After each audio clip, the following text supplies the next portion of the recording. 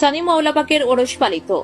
মুর্শিদাবাদ জেলার কাদোয়া গ্রামে অবস্থিত আল মাদ্রাসাতুল কাদরিয়াতুল মুস্তারশিদিয়ায় মহান সুফি সাধক সানি মাওলা পাক নামে খ্যাত হযরত সৈয়দ শাহ মুস্তারশিদ আলী আল কাদরি আল বাগদাদী পাকের বার্ষিক ওরস উৎসব পালিত হল গত শনিবার দিবাগত রাতে বাংলা ক্যালেন্ডার অনুযায়ী ৭ই কার্তিক হিসাবে।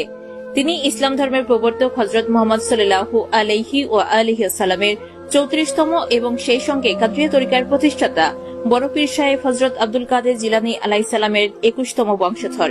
তার মাজার শরীফ রয়েছে মেদিনীপুর শহরের জোড়া মসজিদে। ইসলামিক ক্যালেন্ডার অনুযায়ী ২২শে জিলকদ তার বিসালে হক হয়েছিল।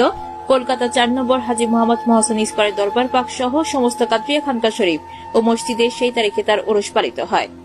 এই সানি মাওলা পাকের পবিত্র নাম পাকে এই মাদ্রাসা গত বছর প্রথম থেকে চতুর্থ এই ৪টি শ্রেণী নিয়ে চালু হয়েছিল। এবছর পঞ্চম শ্রেণী যুক্ত হয়েছে। আগামী ২০২৬ শিক্ষাবর্ষের ৬ষ্ঠ শ্রেণী যুক্ত হচ্ছে ও ভর্তি ফর্ম দেওয়া চলছে। তারই পুত্র সিলসিলা এ কাদরিয়ার বর্তমান সাজ্জাদসীন হুজুর পাক হযরত সৈয়দ শাহ ইয়াসুব আলী আল কাদরি আল বাগদাদী এই মাদ্রাসার শুভ উদ্বোধন করেন গত বছর ২৭শে রজব ইংরেজি ৮ই ফেব্রুয়ারি তারিখে।